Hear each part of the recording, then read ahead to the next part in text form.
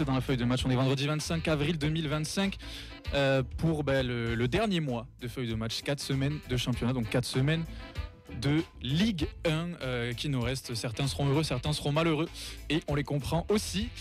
Pour cette 368e émission ce soir, je vous présente le gros plateau, la grosse équipe. On est amputé du technicien vidéo qui est Vincent d'habitude, on lui fait une grosse bise, mais j'ai quand même Nathan qui est avec moi et qui est installé derrière l'ordi en sachant qu'on a réussi à tout lancer et que tout fonctionne. Donc bienvenue Nathan et bravo à toi. Voilà, manquait le générique, mais on a réussi à tout lancer. Bonsoir à tous. Bonsoir d'être là. Le générique, hein. Non, mais un visuel. Voilà, mais on le rajoutera. Non, il faut préciser quand même. Bien sûr. Dans tous les cas, on voit vos messages. Merci d'être avec nous. On va passer à la défense, puisque le défenseur, la feuille de match, cette fois, il est en cabine. Vous ne le verrez pas à la caméra, mais c'est pas grave. Il nous a montré cet après-midi que la piscine était prête. Donc pour le barbecue, les inscriptions seront bientôt lancées pour faire la fête avec nous. Fred, comment ça va ? Ça va très très très très bien. Et Vincent, t'inquiète pas, on s'en sort toujours. C'est pas ce qu'il m'a dit avant l'émission, mais les mauvaises langues ont toujours tort. Milieu de terrain ce soir à la feuille de match, c'est Clément qui va nous présenter le journal des... Ah ben non, on est vendredi. Donc Clément, bienvenue dans l'émission du vendredi. Eh ben merci, écoute, c'est une des premières le vendredi pour moi, donc on va voir comment ça se passe un petit peu, si je peux retrouver mes automatismes avec les nouveaux membres de l'équipe avec qui je joue un petit peu moins ces derniers temps. Mais écoutez, ça va le faire. Un bon débat. J'étais très heureux de mes piges dans l'émission du mardi, donc je te souhaite la bienvenue dans l'émission du vendredi. Tu verras, on rigole bien ici aussi, même si forcément il y a Mansell parce qu'on débriefe pas les matchs, on essaie d'avoir de l'espoir pour ceux qui arrivent le week-end d'après. Et en attaque dans la feuille de match ce soir, c'est Rémi qui fait aussi, comme d'habitude, l'honneur de sa présence, le méchant de la feuille de match, sauf que je crois que cette fois-ci, il y en a beaucoup qui ont plongé avec lui. Ah ouais, je vous ai entendu mardi, je suis presque passé pour un bisounours, ça me fait plaisir. Et d'ailleurs, je trouve sympa que le vendredi, il y ait du renouvellement de la composition d'équipe. Ça change le samedi par rapport à celle de notre coach. Allez, la première qui est lancée. Et puis, notre invité supporter du soir, c'est l'autre, Rémi, qui va venir nous parler de l'équipe du FC Nantes, puisqu'il fera la preview avec nous, supporter nantais. Comment ça va ? Ça va, merci beaucoup. Et puis très content d'être là avec vous pour cette première. J'ai pas ton retour. Est-ce qu'il est. Ouais, c'est bon ? Vas-y, reteste. Ouais. Ça va mieux. Ouais. Parfait. Bon, petit problème technique, mais très content d'être là avec vous ce soir pour parler du match qui arrive ce week-end. Impeccable. Écoute, ce sera la dernière partie de l'émission, mais si jamais tu as envie de donner ton avis, d'intervenir sur ce qui se passe au TFC, personne ne s'en prive, donc fais-toi plaisir aussi, on est là pour ça. C'est noté. J'ai envie de nous faire relativiser nos souffrances de la saison avec les tiennes. Ça va être compliqué, mais on va voir. Exactement. Allez, le programme de cette émission, il y aura toutes les actualités, le calendrier de tout ce qui va se passer ce week-end. On aura aussi le coach Antoine Gérard, normalement, qui viendra nous parler des féminines, puisque là aussi on entre dans le sprint final de cette saison. On aura un débat, tout simplement chercher à qui la faute. On essaiera d'expliquer la spirale négative du TFC actuellement. Qui sont les responsables ? Quelles sont les raisons ? C'est la grosse question qu'on va se poser. Et puis, en fin d'émission, la preview de FC Nantes TFC avec Rémi. On est normalement en direct sur tous les réseaux sociaux, sur YouTube, sur Twitch, sur Facebook en live, la feuille de match, sur peut-être le Facebook de Radio Occitania, je sais pas, sur Twitter aussi normalement, sur X. On voit vos messages. On a du monde de connecter déjà. Et ouais, on a du monde connecté, Nathan. Ouais, on a Henri. On a Fabrice Dupont qu'on salue et on a Vincent Avellana. Voilà, je sais pas qui c'est, mais on le salue. Je sais pas non plus. Fidèle auditeur apparemment. On est aussi en direct à la radio évidemment sur Radio Occitanie au 98.3. Si jamais vous voulez appeler pour débattre avec nous dans l'émission, ça se passe au 05 61 80 40 40. On embrasse tous les absents. Vous l'avez compris, Vincent, mais aussi Nadia, Mathilde, Ben, Camille, Oxens, Elliot, Arthur et Mehdi à qui on souhaite un joyeux 30e anniversaire. Il nous régale notre cher Mehdi. Il nous manque, mais bon, on pense à lui. Et on espère qu'il va bien profiter ce soir. Nous, pendant ce temps, on enchaîne avec la 368e feuille de match. C'est parti. Du championnat. Mais oui, je veux dire qu'on est la meilleure tribune du championnat. Et on va démarrer avec les actualités. En faisant un premier point sur les abonnements, puisque ça a été la news de ce début de semaine qui s'est prolongé jusqu'à aujourd'hui. On a eu à peu près toutes les infos, tous les tarifs qui vont être proposés. Donc les fameux passes qui vont changer, vous l'avez peut-être vu passer, plus de passes Forza Viola, plus de passes Viola. Désormais, tout sera réuni dans un pack premium à 30 € en plus de votre abonnement si vous voulez les avantages classiques qu'on connaît. Donc les fameux 10% de réduction en boutique, le premier match de Coupe de France offert s'il est à la maison. la carte collector physique, coucou Fred, qui peut être demandée, les accès prioritaires pour les achats sur les matchs de gala que par exemple l'OM, le PSG, des expériences exclusives, le flexi abonnement, le kit du supporter, ça je sais pas à quoi ça correspond, il me semble pas l'avoir vu passer l'année dernière. On a aussi un baby gift pour les nouveaux pitchouns. On a vu des trucs comme ça, je sais plus quelle ville en Italie qui donnait des maillots gratuits à tous les nouveau-nés. C'était, Bon. je crois, soit la Fiorentina, soit la Sampdoria. Peut-être, ouais. On a l'air de prendre le même chemin. En tout cas, bon, pensez pour tous les nouveaux pitchouns. Et puis aussi des tarifs préférentiels pour l'accès au match des féminines, puisque le match des féminines seront payants la saison prochaine, ce qui serait une nouveauté, mais qui serait pas déconnant, surtout si elles montent en D1. C'est le cas dans de nombreux autres stades. Et puis on a aussi les infos, on en profite que tu sois là Nathan, sur la campagne d'abonnement des Andy Tolosa. Exactement. Donc on l'a officiellement lancé. Donc ça va se passer par une adhésion à l'association. Donc c'est nécessaire de prendre l'adhésion. On a communiqué dessus sur nos réseaux sociaux. Donc il y a plusieurs types d'adhésion. Donc on a l'adhésion réabonnement. Donc pour les gens qui étaient déjà abonnés cette saison avec Andy Tolosa. Et l'adhésion nouvelle abonné. Donc on a fait une différenciation de prix de 10 €, de 50 € pour le réabonnement, 60 € pour les nouveaux abonnés. Et la grande nouveauté, je l'ai annoncé la dernière fois, c'est que les personnes en situation de handicap, donc qui ne se déplacent pas en fauteuil roulant, qui se situent en porte 02C, donc ça c'est un honneur nord, auront l'opportunité donc de s'abonner sur un tarif de 205 €. Pareil, on fait une adhésion à 60 €. Alors pareil, l'an dernier on s'est défendu sur le tarif de l'adhésion, mais c'est parce qu'on est un petit groupe. Si on a envie de faire des choses, par exemple, on va à Saint-Étienne, ça demande pas mal d'organisation et c'est assez coûteux. Donc en fait, on fait des adhésions. On va à Saint-Étienne. Mauvais exemple. Oui, on pourrait. Pour l'instant. Inch'Allah. Pour l'instant, on va à Saint-Étienne. On l'a fait pour Montpellier, par exemple. Donc voilà, le principe. Deuxième mauvais exemple pour l'année prochaine. Le principe, il est simple, c'est de prendre son adhésion. Nous, de notre côté, on transmet au club les personnes qui veulent s'abonner avec un accompagnateur ou sans accompagnateur. Et à partir du 20 mai, donc le 20 ou le 21 mai, donc les personnes pourront payer leur abonnement directement sur leur compte billetterie. Voilà un petit peu pour les nouveautés chez les Andy Tolosa. Si on a des questions, dans tous les cas, on peut te contacter, on peut Exactement. venir vous voir. Il y a une adresse mail. Tout à fait, andytolosa@gmail.com. Si vous avez des personnes en situation de handicap qui ont envie d'aller au stade, qui ne savent pas trop comment ça fonctionne, n'hésitez pas à nous contacter. On essaiera de vous guider de la meilleure des manières. Voilà pour le point complet sur ces abonnements. Les campagnes du club devraient démarrer à la mi-mai à peu près, donc ça aura le temps de se décanter, mais voilà, si jamais il y a d'autres infos à vous donner, évidemment on vous les donnera.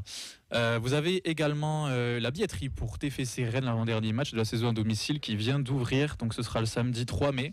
Encore un match le samedi et les places sont disponibles à partir de 15 €, donc on est pour l'instant sur la seule série positive du TFC actuellement, c'est celle du nombre de gens qui viennent au stade tous les 2 week-ends. Donc si vous voulez faire continuer cette belle série, en général on est entre 23, 24, des fois jusqu'à 25, 26 000. Ça se passe sur la billetterie. Donc voilà, des places à 15 € pour un adversaire qui est à notre portée et pourquoi pas espérer une victoire à domicile avant la fin de la saison. On félicite aussi Gabriel Suazo, Nathan. Ouais, tout à fait, qui est devenu papa pour la 2e fois. Donc c'est un second garçon prénommé Antoine. Antoine Suazo. Voilà. Antonio. Antonio, ouais, non, je sais pas. Je crois que c'est Antoine. Antoine. En VF. Ah ouais, félicitations à lui. La vie toulousaine lui réussit, il faut croire. Et pas que sur le terrain. Donc bravo à Gabriel Suazo. On vous donne aussi des nouvelles des enchères solidaires du Toulouse Football Club qui sont ouvertes pour une semaine jusqu'au 30 avril. On vous en avait parlé la semaine dernière déjà. Le lien est sur le site du TFC. Donc c'est géré par Drouot qui est un spécialiste. On retrouve évidemment des maillots des différentes équipes, du merchandising tout au long de cette saison, un fanion du match entre le TFC et Liverpool, et puis aussi un dîner dans le salon présidentiel du Stadium à 600 €. Donc il y a d'autres lots qui sont déjà partis, mais voilà, c'est les enchères qui sont toujours ouvertes. Vous pouvez y participer, enchérir et peut-être gagner tous ces lots qui, on le rappelle, soutiennent directement les causes de l'association du TFC. C'est le cas chaque année. Donc voilà, il reste encore quelques jolies choses à gagner. Si jamais vous avez l'envie de dépenser de l'argent pour la bonne cause et pour avoir des choses en rapport avec votre club de cœur, n'hésitez pas. Mais n'oubliez pas que la meilleure manière de dépenser votre argent, c'est en lâchant un sub à la feuille de match sur Twitch. Exactement. D'ailleurs, on vous remercie toutes celles et ceux qui le font. Ça fait partie des gestes qui font très plaisir et qui payent par exemple les bières avant les émissions ou d'autres choses, vous inquiétez pas, évidemment on est très professionnels, mais en tout cas ouais, merci du soutien, d'ailleurs que vous vous abonnez ou pas, juste le fait de nous regarder, de vous abonner à nos réseaux et de partager et de nous faire coucou quand on se croise au stadium, ça aide. Puis on a besoin de soutien en ce moment. C'est vrai, je pense qu'on est tous, on a tous besoin de se serrer les coudes. Pour enchaîner avec ces news, on va passer au calendrier de tout ce week-end concernant le TFC. Il n'y a évidemment pas de match pour la préformation, c'est toujours les vacances, je crois. Donc pas de match. Par contre, l'académie, il n'y a que la N3 qui joue avec le match dimanche à 15h contre la réserve des Girondins à Talence. Donc gros match. Les Girondins, ils sont derniers, quasiment condamnés, alors que le TFC est 6e à 4 points du second. Donc voilà, on vous donnera le résultat. C'est le seul match qu'il y a du côté de l'académie. Et l'autre gros morceau, surtout, c'est se passe du côté des féminines, qui ont encore un gros match ce week-end en seconde ligue. Et normalement, on devrait avoir au téléphone le coach Antoine Gérard qui est avec nous pour en parler. Est-ce qu'il nous entend ? Bonjour tout le monde. Comment ça va ? Super. Bah écoute... on va parler de ce beau week-end avec le TFC qui se déplace à Villeneuve d'Ascq pour affronter le LOSC. Mais avant, quand même, un mot qui est tombé dans l'actualité là cet après-midi. Un mot sur, je pense qu'on peut se mettre d'accord pour dire que c'est une excellente nouvelle qui a été annoncée. C'est la prolongation de contrat de Céline Toulkoulak et à la fois de Tatiana Solané, deux joueuses ultra importantes cette saison. Je suppose que ça fait plaisir à tout le monde. Ah bah oui. De toute façon... les prolongations de contrat de joueuses aussi impactantes que ces deux-là, c'est forcément des bonnes nouvelles pour l'avenir du club. Oui. On a vu une belle vidéo. Bon, le jeu d'acteur est peut-être un peu moins bon que le jeu sur le terrain, mais on leur en tiendra pas rigueur. Ah, on ne peut pas non plus être au top partout, mais j'ai trouvé quand même, elle s'en était pas trop mal. C'est sûr, c'est sûr. Bon, dans tous les cas, on va basculer sur le sportif et sur ce match de dimanche à 15h. Donc on rappelle que les Léoises, elles sont 5e, mais quand même loin derrière. Et dans le même temps, vu que c'est la course à la montée et même au titre, on rappelle que le RC Lens va à Nice, qui joue sa survie dans cette seconde ligue, et que l'OM reçoit Le Mans, qui est un peu obligé de gagner pour y croire encore. Donc on parlait de ce fameux match de décalage avec Marseille qui cette fois est passé. Et maintenant, on est un peu dans la position des chasseuses et plus des chassés.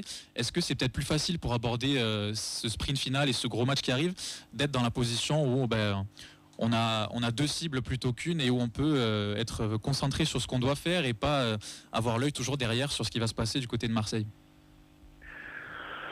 Au début de saison, déjà, je vous aurais dit que c'était logique qu'on soit derrière ces deux équipes-là qui étaient à la fois budgétairement et sur l'effectif plutôt taillées pour jouer la montée. Donc il y a une forme de logique qu'elle soit devant nous dans le sprint final. Après, on n'est pas loin, on est à l'affût. Et bien évidemment, on va jouer notre chance jusqu'au bout pour essayer de repasser devant. Je pense que... D'ailleurs, quand on est derrière les concurrents, on est condamné à gagner pour rester sur la tête. Donc ça commence par déjà une victoire contre Lille ce week-end. Puis après, on se demandera quels scénarios peuvent nous être favorables. Mais en fait, avant d'imaginer les scénarios, il faut déjà qu'on gagne nos matchs. Justement, se concentrer sur gagner ces matchs. Est-ce que cette coupure, elle a aidé, le fait d'avoir eu du temps pour vraiment se reposer et puis se remettre à fond dans les objectifs par rapport à des équipes qui, elles, ont enchaîné? Les coupures, elles nous aident tout le temps. Là. Sur la fin de saison, vraiment, comme je le dis à chaque fois, on a un profil d'équipe. C'est bénéfique pour nous d'avoir des coupures. Voilà, si on avait que des joueuses pro dans l'effectif, j'aurais sans doute un regard différent. Mais là... ça soulage une bonne partie des filles, et sur des fins de saison, charger les week-ends off de matchs amicaux, maintenir les filles sous pression, je suis pas sûr que ce soit tout le temps suivi d'effets positifs. Donc nous, on a clairement opté pour qu'elles aient une bulle d'oxygène sur les week-ends où on n'a pas de compétition, pour qu'elles reviennent pleines de fraîcheur et qu'elles soient capables d'aborder la compétition avec toute l'énergie possible. Justement, comment on aborde ce match ? On parle de cette coupure, on parle du fait de plus avoir la pression des résultats de Marseille. Est-ce que ça va aider à peut-être être un peu plus léger sur le terrain et à s'aérer un petit peu l'esprit pour essayer d'être le plus performant possible ? Bon, je passe les semaines avec cette équipe et ce groupe depuis le début de la saison. J'ai jamais eu vraiment le sentiment qu'il y avait un poids qui leur pesait sur les épaules. Et j'ai l'impression que plus les semaines avancent et plus elles sont relâchées. Donc elles se mettent pas vraiment la pression on va dire, elles subissent pas la pression extérieure. Et par contre, elles manquent pas d'ambition. Toutes les unes les autres, elles ont envie de faire le mieux possible sur la fin de ce championnat. Et le mieux possible, forcément, c'est de gagner les 3 matchs. Et forcément, si on gagne les 3 matchs, elles savent qu'au bout, normalement, on y sera. Donc, on va essayer de faire de notre mieux en essayant toujours de générer du bien-être, du positif sur les semaines qu'on traverse. Parce que jusqu'ici, ça nous a plutôt bien réussi. Pour revenir sur le match qui arrive, est-ce que hors blessure de longue durée dont on a déjà connaissance, est-ce que le groupe est complet, pas d'absence à noter ? Il y a une absence qui s'est rajoutée, qui était déjà effective contre Le Mans, c'est la blessure de Marine Perea, la latérale gauche qui est arrivée cet hiver avec nous. Marine a une problématique à la cheville qu'on va essayer de soigner. On va essayer de la soigner le mieux possible et d'espérer qu'elle puisse revenir avec nous avant la fin de la saison, mais elle sera pas là ce week-end, ça c'est sûr. D'accord, c'est quand même une mauvaise nouvelle, mais on fait confiance aux filles pour arriver à aller chercher un résultat malgré tout.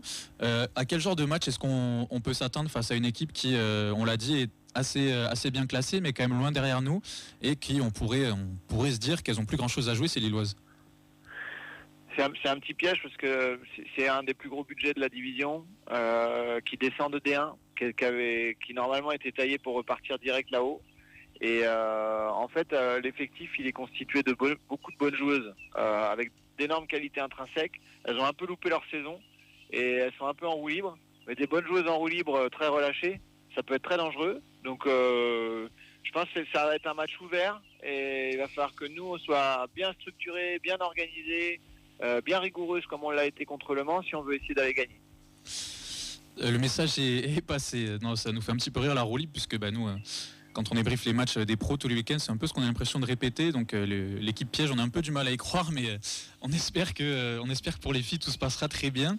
Avant de se laisser quand même un petit mot sur les U19 et l'équipe réserve, puisqu'il y a des matchs aussi qui sont importants pour les deux équipes.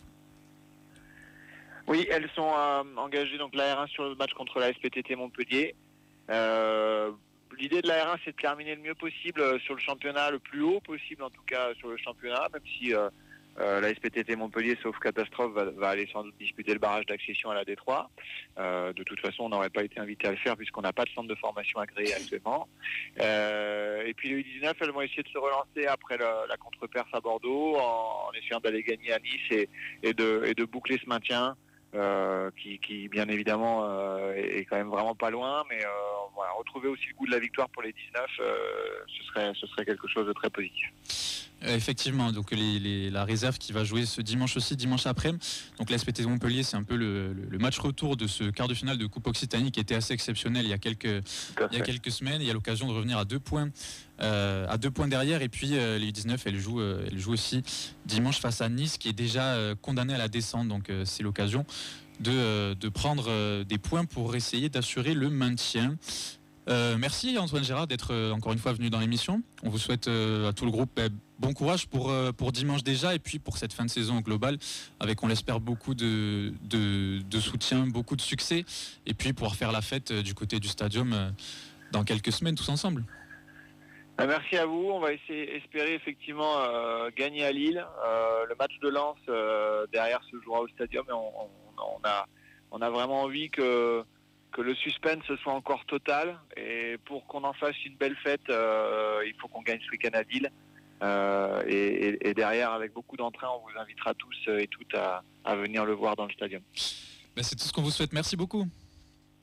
Merci à vous. Bonne fin d'émission. Merci donc Antoine Gérard, le coach de la section et de la section féminine. et de cette équipe féminine de seconde ligue du TFC qui joue encore le haut du tableau en cette fin de saison. Il y a des espoirs de montée en première ligue, il y a des espoirs de titre même, ça va se jouer dans les confrontations directes. Vous pouvez évidemment retrouver les résultats de tout ce calendrier dès lundi à 16h sur nos réseaux sociaux, et le vendredi, on vous avait annoncé aujourd'hui, donc dès 16h, tout le programme de ce calendrier comme à chaque fois. Nous, on va basculer dans quelque chose d'un petit peu plus mystérieux et négatif, malheureusement, puisque c'est l'heure de notre débat. On va se demander, mais comment expliquer cette spirale négative ? Le capitaine, c'est celui qui a la barre, quoi, et qui conduit le bateau. C'est à nous de décider qu'est-ce qu'on veut faire cette saison. Si on veut jouer le haut, si on veut jouer le bas. Et après, t'as les moussaillots. C'est ceux qui rentrent qui vont faire la différence. Et c'est tous ensemble aujourd'hui, on va chercher un résultat. Allez, donc c'est notre débat du soir, initié par Rémi. Je tiens à rendre à César ce qui est à César, puisque le TFC en ce moment est un peu en panne de points, en panne de résultats. J'ai fait les comptes en 2025, donc depuis le début janvier, c'est 13 points pris en 10 matchs de Ligue 1, sans compter la Coupe de France, donc avec une victoire contre Laval et une défaite face à Guingamp. Et depuis, il y a même la pire série depuis que Redbird est arrivé au club, avec 5 défaites consécutives à Strasbourg, face à Brest, à Marseille, contre Lille et à Reims dimanche dernier. Donc voilà, sur cette période, il y a des choses qui sautent un peu aux yeux. Forcément, il y a 0 point, mais il y a aussi aucun clean sheet, alors que notre défense, c'était un peu ce qui faisait notre force jusqu'ici. Des grosses errances défensives au niveau des individualités. On prend beaucoup de top buts. Et puis, il y a une efficacité offensive qui nous fuit un petit peu, avec des grosses difficultés, soit à se créer des occasions, soit quand on est face au but. Donc dans cette émission, on a parlé un peu de la malchance et du manque de réussite, aussi beaucoup du manque de talent et de la répétitivité week-end après week-end, et puis aussi récemment, je pense à Fred notamment, qui nous parle souvent, notamment mardi, du manque de budget et des errances financières qui font qu'on ne peut pas espérer mieux. Donc la question qu'on veut se poser, c'est un petit peu à qui la faute et comment expliquer cette spirale négative-là. Il y en a qui pointent du doigt les joueurs, il y en a qui pointent du doigt le coach, il y en a qui pointent du doigt la gestion. Je crois que Rémi a des noms. Le président, donc on a un peu l'impression que c'est un mélange de tout ça, mais là, il y a 5 défaites consécutives. On n'espère pas une 6e, mais quand on aborde ce match-là qui va arriver et qu'on est dans cette position, j'ai envie de vous demander, mais comment est-ce qu'on a pu en arriver là, en fait ? Parce que ça me paraît... personne n'aurait pensé ça il y a un mois et demi de ça, qu'on allait enchaîner 5 défaites consécutives, même les plus pessimistes d'entre nous, je tiens à le rappeler. J'ai un début d'explication. J'y vais. Je voulais teaser un peu là. Donc je pense qu'il y a eu, on a longtemps, on va dire espéré peut-être une hypothétique course à l'Europe, ce qui fait qu'on a engrangé quand même au début de saison pas mal de points, où on arrive donc au début du mois de mars en se disant, t'as Strasbourg 7e qui est à l'époque c'était, avant qu'on ait joué là-bas, 3 points peut-être ? Je crois que c'était 4. 4 points. Ouais. Et on mène à 0 à la pause, tu reviens potentiellement à 1 point de Strasbourg, donc 7e. Ta saison pour moi et puis tout bascule. Et tout a basculé, oui, parce qu'on s'est rendu compte en fait qu'on n'avait pas les épaules et le talent pour continuer cette bataille-là avec les équipes de devant. Tu perds à Strasbourg, en soi c'est tout à fait logique, tu arrives à mener un 0 à la pause en bétonnant, et ensuite tu perds face à plus fort que toi. On l'avait vu au match aller aussi au Stadium, où c'était une équipe qui nous avait mis en difficulté. Qui nous avait roulé dessus. Et qui nous a... Oui, c'était vraiment une des meilleures équipes qu'on avait au Stadium, sans être aussi, parce que tu pouvais revenir aussi dans le match, au match aller. Mais et ensuite, voilà, on a eu l'arrivée de Brest au Stadium, là où le match, je trouve qu'on fait un match globalement correct, mais derrière on voit que sur 4 frappes tu prends 4 missiles, voilà. Et je pense que dans la tête des joueurs il y a un impact aussi de te dire voilà, je sais que je peux pas rivaliser avec les équipes de devant. Tu te retrouves avec suffisamment d'avance sur les équipes qui se battent pour le maintien. Sur le barrage aussi, tu as suffisamment d'avance. Je pense que dans la tête des joueurs, il y a eu une bascule. Et puis après, on fait quand même 4 matchs, je trouve, globalement corrects. À Marseille, contre Lille au Stadium. Il y a juste le dernier match contre Reims où on se dit, oui, effectivement, ça fait un peu tâche par rapport à ce qu'on avait l'habitude de voir.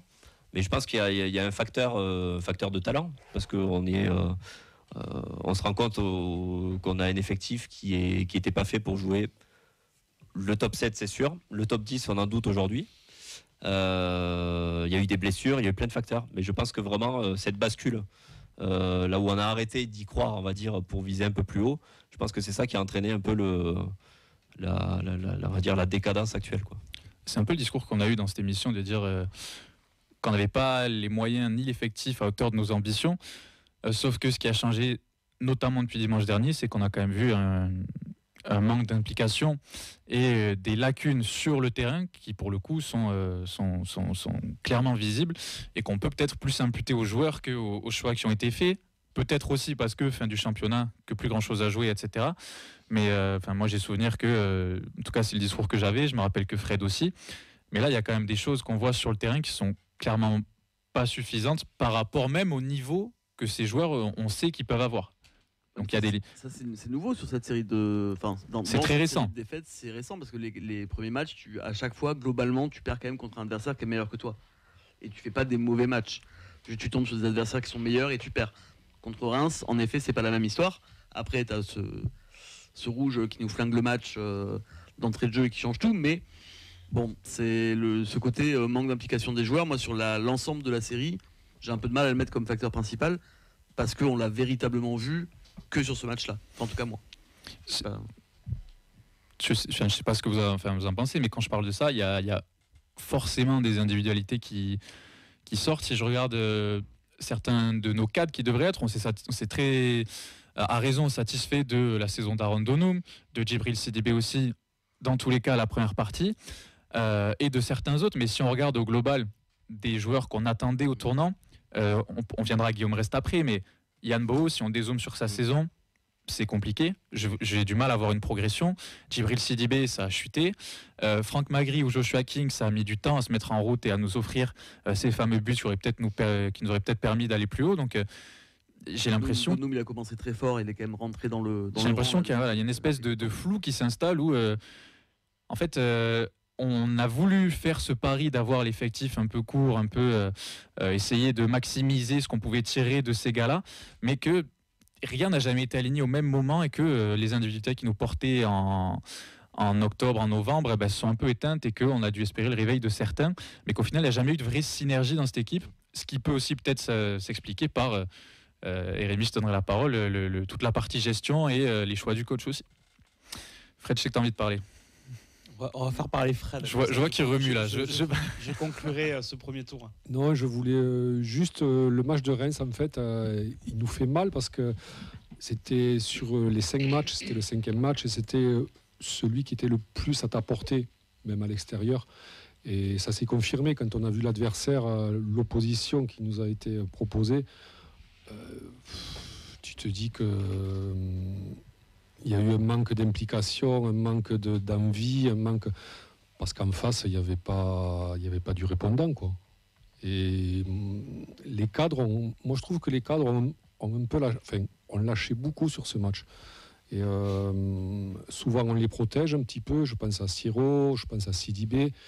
Là sur ce match-là, c'était vraiment leur rôle de nous relancer, quoi. Alors après, est-ce que l'entraîneur aussi a sa petite part de responsabilité? Là, je dirais que oui, sur ce match-là, car les Snowvel n'a pas été bon. Et est-ce qu'il a été bon avant le match aussi? J'ai un doute là aussi. Mais ouais, il y a les joueurs, l'entraîneur, et je pense que Rémi va monter aussi au-dessus. C'est un global qui... Alors, mardi, j'ai dit que ça m'avait pété à la gueule, quoi. Mais c'est un global que longtemps, on a peut-être voulu mettre sous un mouchoir. Et là, on a soulevé le mouchoir et en fait, on s'aperçoit que c'est... Belle métaphore, toujours, Fred. Que c'est très, très juste, quoi, tout ça, quoi. Enfin, en tout cas, c'est pas ça ne correspond pas au discours qui est fait chaque saison, en début de saison par le président, même si vous allez me dire c'est toujours de la com, mais ces discours-là, il faudrait peut-être maintenant les joindre à des gestes, à des actions qui aillent dans ce sens. Tu sais Fred, je vais rebondir sur ta phrase parce que pour moi elle est symptomatique de la saison et elle est très forte quand tu dis, et d'ailleurs je vous ai écouté mardi, et c'est peut-être la seule phrase que j'ai retenue en fait de votre émission, c'est le fait justement que ça t'a pété à la gueule en fait. Et j'ai beaucoup aimé cette phrase en fait sur l'émission, et c'est entre autres pour ça que j'ai suggéré ce débat, et appuyé par quelqu'un qui m'a dit cette semaine, mais qu'est-ce que t'en as à foutre, de toute façon tes fessés ils sont maintenus. Mais non, justement j'en ai pas rien à foutre. Moi, les 10 derniers matchs de la saison, j'en ai pas rien à foutre en fait. Parce que si vous voulez, ces 10 derniers matchs, c'est énorme, c'est symptomatique d'une saison. Que tu termines 8e, que tu termines 14e, pour moi, c'est pas la même saison. Que tu termines 8e ou 8e, 14e, moi, j'aurais pas le même avis à la fin de saison. Et tu commençais à parler des annualités, Sacha, mais à la fin de saison, ça va être, pour moi en tout cas, très compliqué de dire quel aura été le joueur de la saison. Ça aurait été très compliqué. Pour moi, c'était plus évident les années précédentes. Et les seuls noms qui me viennent à l'esprit, c'est un défenseur central et un numéro 6. Et ça, je suis désolé, c'est pas possible dans une saison. C'est pas possible. D'accord ? Alors effectivement, tu vas te maintenir parce que sur ta première partie de saison, et là, je veux attaquer les personnes qui disent qu'après 15 journées, on jouait l'Europe. Je suis désolé, je vais vous attaquer en frontal, mais moi, je suis désolé, quand après 3 journées, je suis leader du championnat, je dis pas que je joue le titre. D'accord. Pour moi, les équipes qui jouent l'Europe, c'est l'équipe qui sont là dans le sprint final. Et le sprint final, c'est ces 10 dernières journées.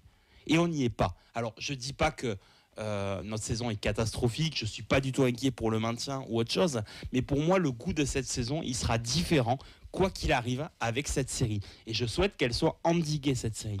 D'accord.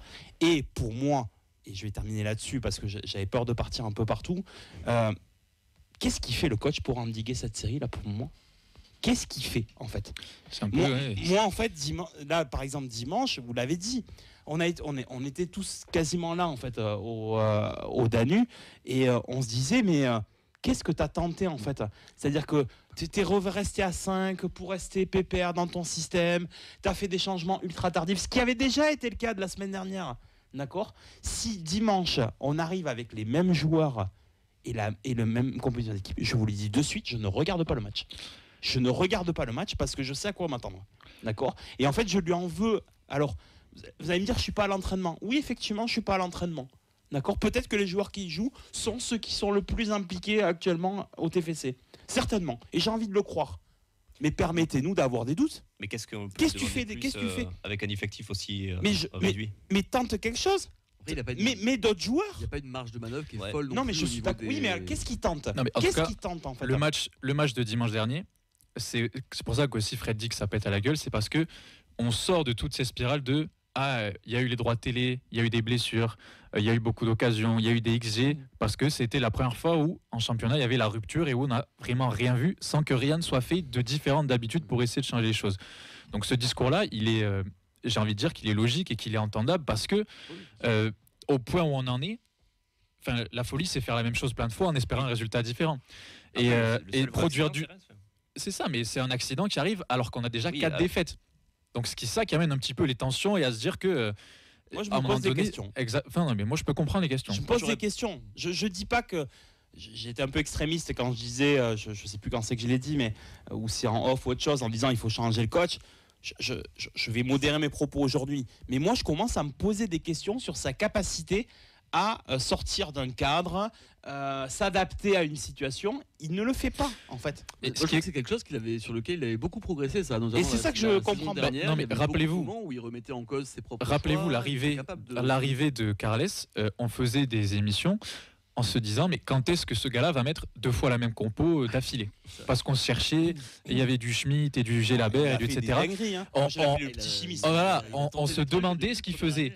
Et maintenant on est arrivé un peu à l'autre extrême où on a quelque chose qui est établi et que même quand ça commence à moins bien marcher, on a l'impression que on met les œillères et on n'a pas ni les moyens ni peut-être même l'envie de tenter autre chose. Je pense qu'il l'a tellement cherché pendant longtemps, cette équipe qui marche à peu près, qu'une fois qu'il l'a trouvée, je pense qu'il a un peu peur justement de s'en éloigner. Alors maintenant elle marche plus, mais je pense que la problématique est la même dans le sens où il se dit ça marchait à un moment, donc il n'y a pas de raison que d'un coup la machine se soit grippée. Et de toute manière, j'ai pas j'ai pas un banc de fou pour faire des Non, remplacements, mais parce tu que peux là, à part tenter des changer- choses. Après, À on part a les- changer un Ejuma C'est quoi ton risque pour un de Babica. changer de système? après, C'est on a quoi les- ton Ouais, risque? mais il avait trouvé un équilibre, comme on l'a dit, ça s'est indiqué, mais on était une des meilleures défenses. Avant ces 5 défaites, on était une des Avant meilleures le défenses du cataclysme. championnat. On se provoquait, alors on va parler en XG, comme on est un club très data compatible. On est un des clubs, on se procurait très peu d'occasions contre nous. On concédait très peu d'occasions. On concédait. Ouais. Qu'est-ce que j'ai dit En soi, ça, on concédait très peu. c'est toujours plus ou moins vrai. C'est juste que maintenant, dès qu'il y a une occasion, on concède. En soi, Maintenant, on concède plus des occasions, on concède directement des buts. On va Exactement. couper l'intermédiaire, tu vois. Ça va plus vite, c'est moins chier. Et là où j'ai du mal à vous rejoindre, c'est sur la série. Enfin, si vous me dites qu'on est obligé de perdre contre Brest à la maison, j'ai un petit peu de mal à vous rejoindre quand même. Hein. Je veux bien que vous me parliez de Lille, de Marseille, tout ça, etc. Sur le niveau de jeu, Brest, ils étaient à Brest, ouais, mais si ils Brest, étaient à des années-lumière. si aujourd'hui au-dessus de nous. Brest à la maison, qui va terminer 8, 9, 10, t'es pas capable de les battre, c'est qu'effectivement ton 13 ou 14e place, c'est ta place. Non, mais c'est un collectif plus Attention, rodé. Rémi. De début de saison, je partais de Rémi, ce principe. C'était un collectif plus rodé. Ils avaient fini quand même la saison d'avant en 4e. Ouais, mais ils ont 4e 40 de matchs Ligue dans 1. la saison, les mecs. Ouais, mais ils t'as sont- rien non, joué, mais, toi. ils ont 40 matchs, mais ils Peut-être sont t'as rien joué, Ah, t'as mais pas eux, joué de ils- Coupe mais d'Europe, eux, t'as ils joué un ont un match banc. tous les week-ends. Ouais, mais ils sont Eux, 8e ils ont un encore. banc, ils peuvent faire tourner. Moi, je suis désolé, mais non, j'ai du mal à. C'est une à équipe qui l'entendre. se connaît, plus d'automatisme. vas-y, Fred. Alors sur Carles, moi j'ai l'impression que ce bloc de 5 matchs avec ces 4 équipes européennes, on dirait qu'il a paniqué au fur et à mesure des matchs. Donc il y a eu une défaite, une deuxième, une troisième, une quatrième. En arrivant à Brest, il a même dit c'est pas un match où je ferai rentrer des jeunes, comme s'il fallait absolument. C'est presque comme moi j'ai senti, presque comme si c'était un tour de Coupe d'Europe. Au match aller, il y a eu 1-1 et sur le retour, il faut absolument ne pas prendre de but ou alors en marquer un et ne pas en prendre. Il y a une forme de stress qui s'est installée et c'est bizarre parce que moi je pensais pas que c'était un entraîneur qui allait se générer du stress comme ça par rapport aux résultats. Et là, j'ai l'impression que ça va bien. Alors qu'en fait, il n'y avait pas du tout de contexte, puisque comme dit Rémi, on est sauvé, entre guillemets, mais on va se sauver Rick et Rack. En fait, au final, si on est 15e, la saison, elle est laide, quoi. Pas 15. Non, mais même si tu fais 14, je veux dire, pour moi, en dessous de 13, la saison, elle va être laide, quoi. Sur les... j'ai perdu le fil de mon deuxième point. C'était quoi, Sacha?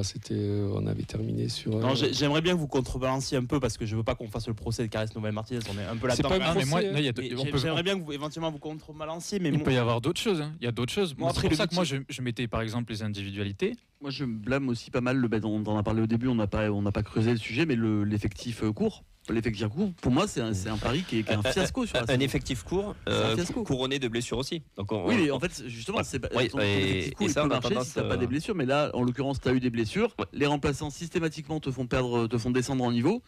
Et du coup, il n'y a pas de secret. Mais en fait, moi, j'ai ton équipe type après pendant la moitié de J'ai un l'année. peu l'impression que sur ça, tu peux faire presque un circuit de catastrophe économique, pas d'argent, mercato tranquille, on vend plein, on recrute pas beaucoup, effectif court, blessure. Mais les facteurs aléatoires qui viennent dans ce tas, Bah, le pas d'argent quand même.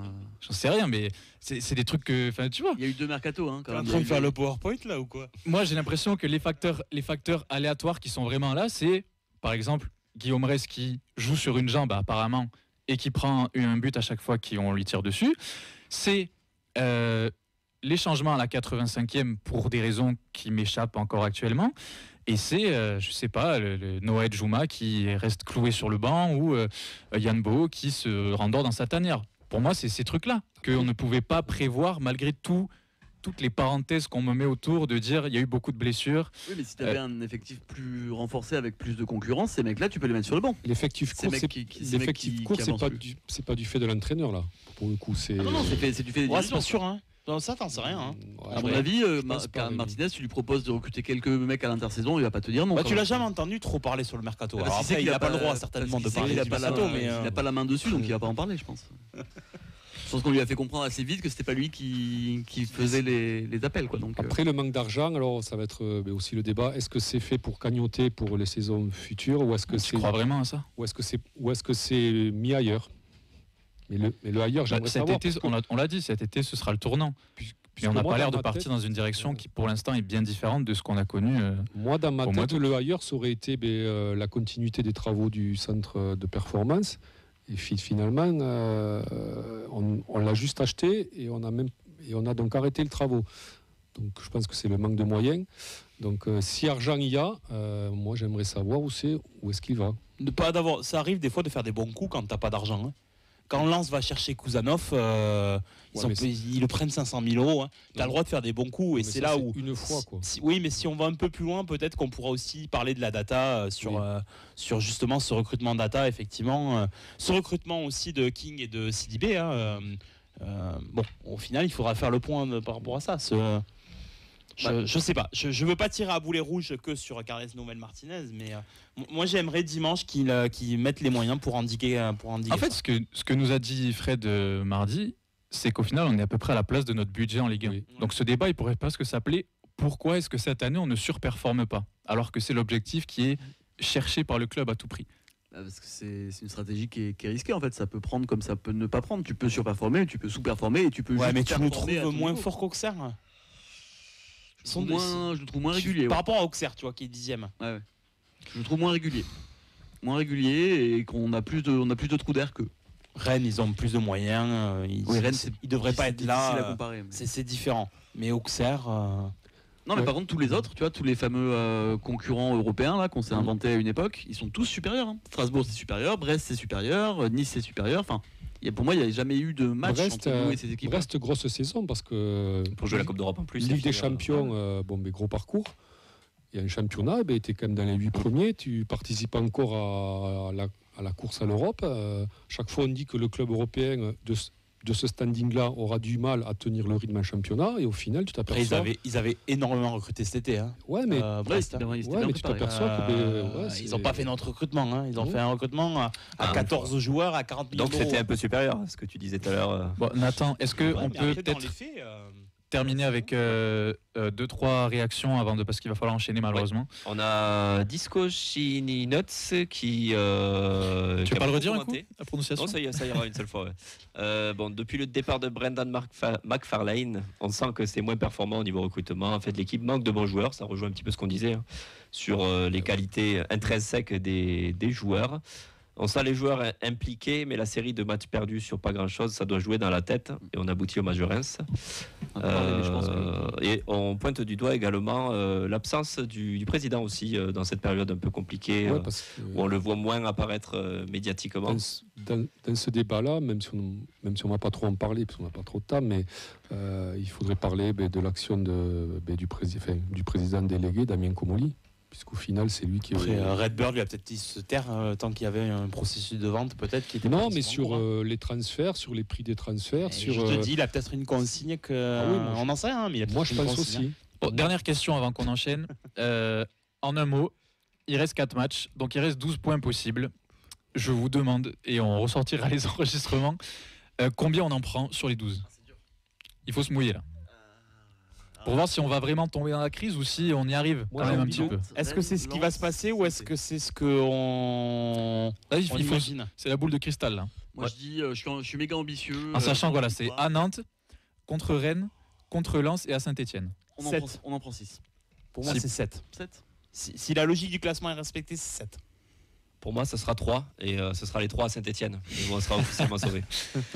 Moi, je vais dire 4. C'est-à-dire, je vais peut-être être un peu fou, mais victoire à Nantes et nul à Saint-Etienne et 2 défaites au Stadium. Putain, de l'ambition Bon, autour ben du voilà. plateau. On a 3, on a 7, on a alors, un en commentaire. 7, c'est genre le classement. Hein, parce que dans les faits, je pense que ça sera 2, 3, pas plus. Bah, 4. dans tous les cas, on verra. Et peut-être qu'on refera le débat à la fin de la saison en se disant au final, c'était un feu de paille ou qu'est-ce qu'on va faire l'année prochaine sortez les Xanax et les mouchoirs. Donc voilà. Encore une fois, un débat qui est court, mais on aura l'occasion d'en reparler. C'était très intéressant, Rémi. Merci pour tout ça. Et puis, plaisir. si jamais vous avez encore des choses, la section commentaires, elle sera là pour ça. Et on continuera de vous lire. Nous, on va enchaîner avec le match qui arrive ce week-end. Deuxième match à l'extérieur consécutivement. C'est le match à Nantes.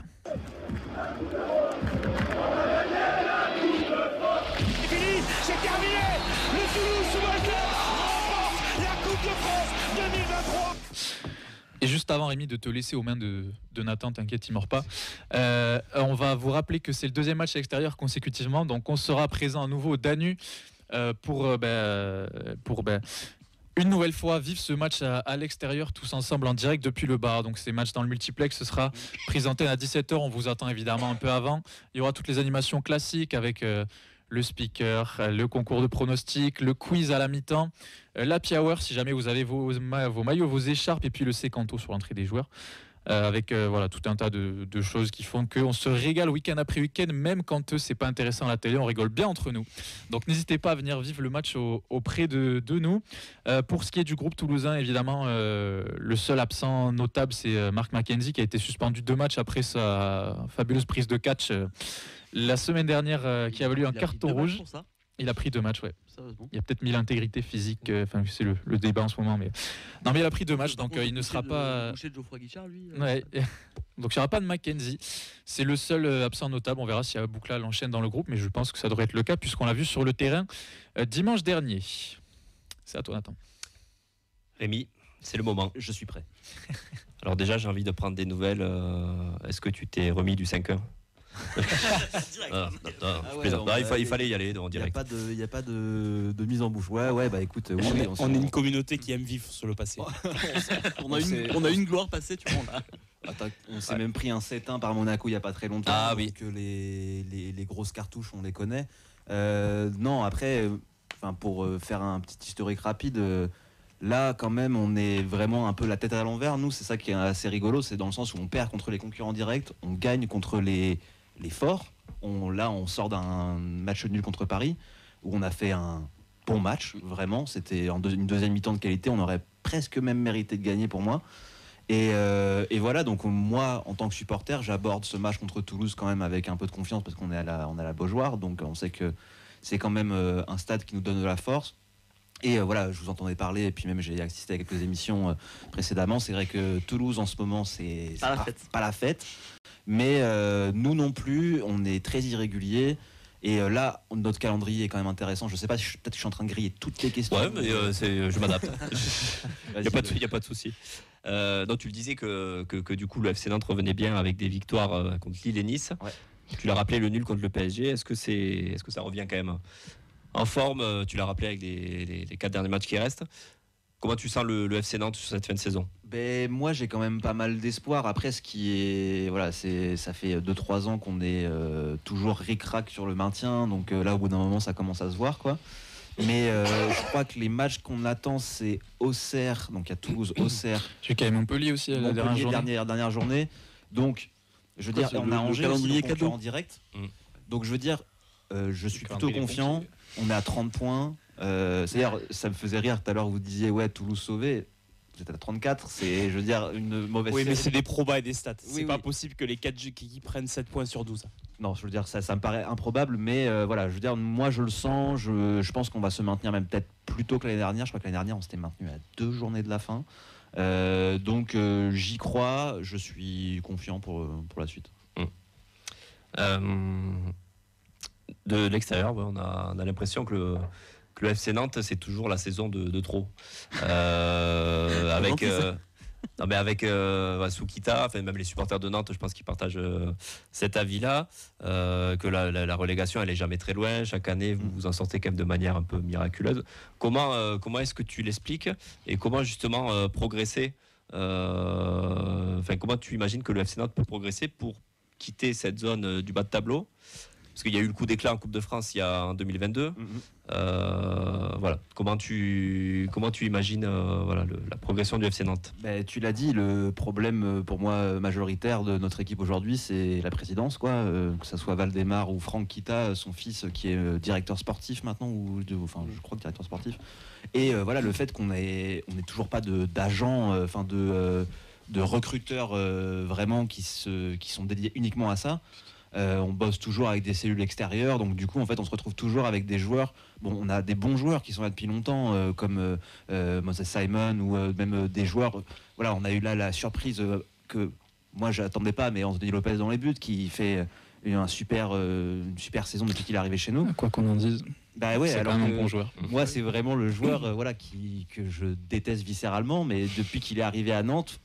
le fait est qu'il n'a pas fait de dinguerie et que, bon là il est blessé malheureusement, mais je pense que voilà, nous on est beaucoup dans les supporters, même depuis quelques saisons, à se dire est-ce qu'il faudrait mieux pas qu'on descende pour que Inch'Allah, quitte à vendre ou quitte à se disent voilà, je lâche le truc parce que maintenant ça me rapporte plus assez de sous quoi.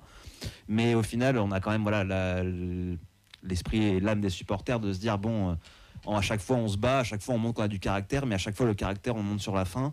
Et certes, on a un coach guerrier, mais au bout d'un moment, comme Boiré, je veux dire, le pompier de service, au bout d'un moment, quand tu construis pas un jeu, enfin même une équipe sur une année complète en disant j'ai un objectif, c'est pas le maintien, j'ai un objectif, c'est je sais pas top 10 ou quelque chose comme ça.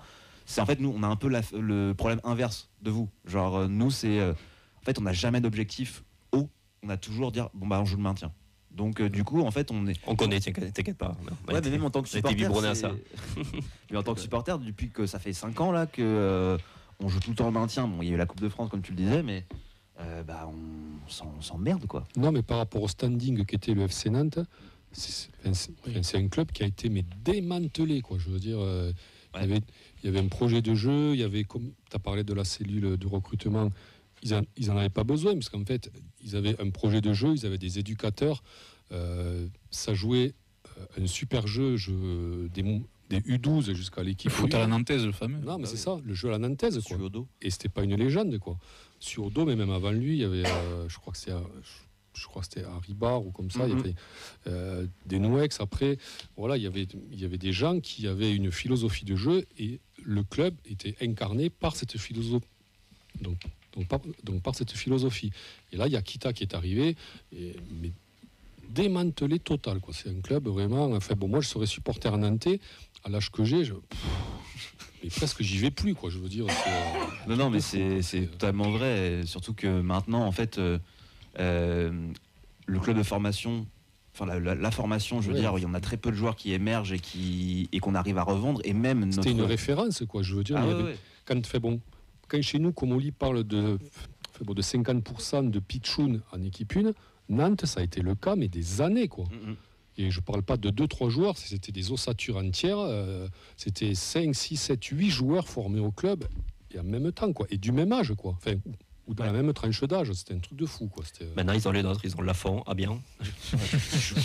Même pas, enfin même tu vois les quelques joueurs là, pour moi le joueur qui émerge du centre de formation cette année c'est Leroux au milieu de terrain et il est intéressant mais tout de suite en fait comme il n'y a que lui tout de suite on l'a présenté comme pas le Messi le joueur mais le nouveau Messi Jésus quoi en se disant voilà ça va être notre joueur qu'on va réussir à revendre. Même pour moi l'exemple le plus tragique c'est Kolo Muani quoi. Genre c'est un gars qu'on forme, qu'on envoie en prêt, qui fait des bons trucs et il part libre alors que il est revendu au PSG 80-90 millions un an après. Enfin c'est ridicule. Enfin je veux dire on peut pas, même des joueurs comme Blas qui n'était pas formé chez nous mais qu'on revend quasiment le prix où on l'a acheté. C'est ridicule. Enfin, je veux dire, au bout d'un moment, il faut qu'on arrête. Il faut que. Là, pour moi, le seul motif d'espoir, par exemple, c'est un Mathis Sabline. Ah oui. Achète... mais vous n'avez pas gardé longtemps. Hein. Ouais, qu'on achète que 10 millions. Mais voilà. Quel joueur. Là, s'il y a un club anglais ou un club allemand qui propose 15 millions, il partira. Enfin, voilà. Profites-en bien sur les derniers matchs. Quel joueur. Rémi, on va mettre les pieds dans le plat. Tu t'attends à quoi comme match dimanche? Alors l'autre Rémi, pas toi Rémi.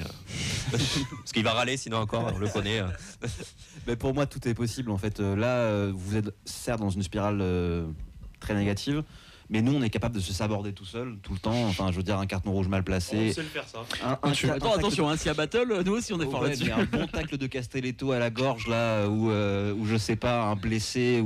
Et puis moi dans les buts là, Karl Gren il me fait un peu peur, j'avoue. Qui va nous jouer? Ouais. Ah bah oui, Lopez à mon avis c'est fin de saison là. Donc moi j'espère que Nantes va gagner, mais en étant réaliste, je pense qu'on va avoir un bon match nul bien pété et impeccable. Et que du coup nous ça nous arrange parce qu'on va avoir un point et que du coup en espérant que derrière ça perde. Mais vous voilà ça va. Ça endigrait la série techniquement. Oui. Après, non, mais pour nous, il y a quand même un enjeu puisque goal average mis de côté, Nantes a 3 points de moins que nous. Mais on est à moins 15. Vous êtes à moins 1. Donc, juste pour l'aspect psychologique, dire que vu les ambitions qu'on avait, être à égalité avec une équipe qui les autres se bat encore pour son maintien, il y a quand même, je trouve, un enjeu sur ce match-là qui plus est en plus d'endiguer notre série. Tu parlais de l'absence de Lopez. Est-ce qu'il y a d'autres absences côté nantais? Alors, je n'ai pas bien bossé, j'ai pas fait bien mes devoirs juste avant, mais je ne crois pas. Je crois que vraiment on est au complet. Même les joueurs qui jouent beaucoup moins, là, comme Mohamed, reviennent assez en forme.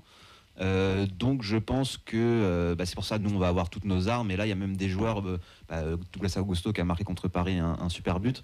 Je trouve que avant je crachais beaucoup sur le milieu nantais.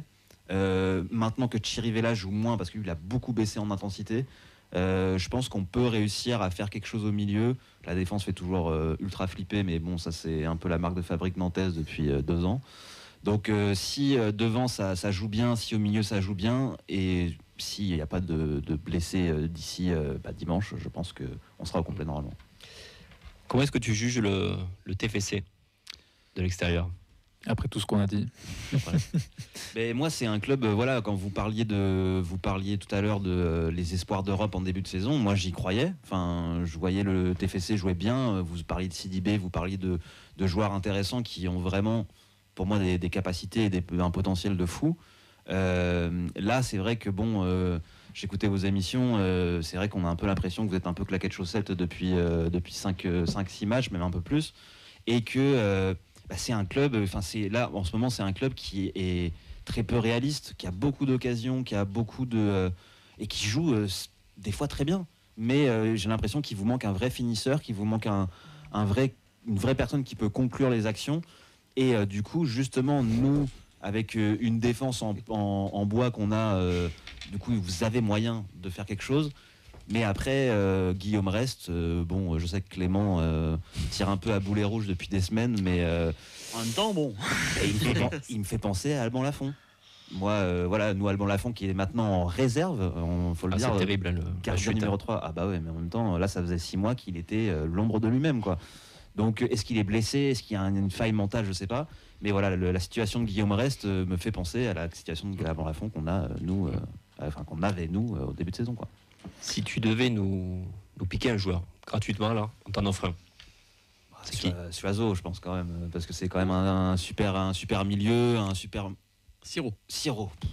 Voilà. C'est la fin d'émission, je suis déjà fatigué.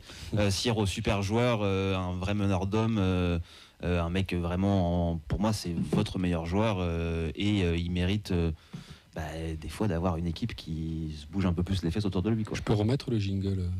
Fais-toi plaisir, il reste 1 minute. Non, allez. Pour terminer, on va faire un petit tour de table. Merci beaucoup de nous avoir avec plaisir, aiguillé de ton expertise nantaise. Je vais te demander ton prono, tout simplement. Qu'est-ce que tu vois dimanche? Moi, je vois 1-1. J'avais exactement le même, preuve à l'appui sur nos pronos. Un partout, la série sera endiguée et ça sera le but de Yann Beau. Ça arrivera bien un jour. Clément? Moi j'avais mis un partout également et j'avais mis, pour pas changer, Vincent Siro.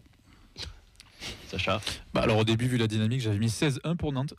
Mais je me suis ravisé, je vais dire 0-2 pour le TEF parce que moi j'en peux plus, il faut gagner. Là. Fred? Moi j'avais mis 1-1, j'avais mis Soiseau, mais du coup je sais pas s'il va être là. Vu la jeune papa, ouais. Ça risque d'être, on verra. Je sais pas. Ouais, donc sachant que Mackenzie est suspendu, peut-être qu'il va se taper avec Dana.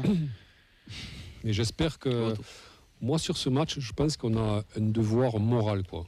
C'est-à-dire il faut qu'on sorte un bon match de foot. On t'a juste demandé un prono. Hein. Les grands mots. Non, mais tu m'as dit reste du temps. Donc bon. Ouais, Nathan, ton prono, toi, c'est quoi? 0-0. 0-0, ouais, impeccable. T'as dit ton score ou pas? Je sais même pas. 1-1. Allez. Bon, c'est l'heure pour nous de se quitter déjà. J'espère que le bon prono se trouve autour de la table, mais pas sur tout le monde quand même. A priori, Anthony Lopez sera là. On verra. Bon. Rémi, merci d'avoir été avec nous. Plaisir, j'espère te dire à l'année prochaine. Ça veut dire que vous serez maintenu et que nous aussi on sera toujours là. Donc on sera peut-être amené à se revoir. Merci à l'autre Rémi. Merci. Toujours fidèle au poste. Merci à Nathan pour la vidéo, pour la co-animation. Merci Clem d'être venu un vendredi. Merci Fredo en cabine. Plaisir. Et merci à tous ceux qui nous ont écoutés et suivis ce soir. Si jamais vous êtes arrivés en cours de route, il y a le replay et le podcast qui vont arriver très vite. Nous on se retrouve dimanche au Danube pour une des dernières, ou sinon mardi prochain dans l'émission. Prenez soin de vous, à bientôt. Ciao. Ciao.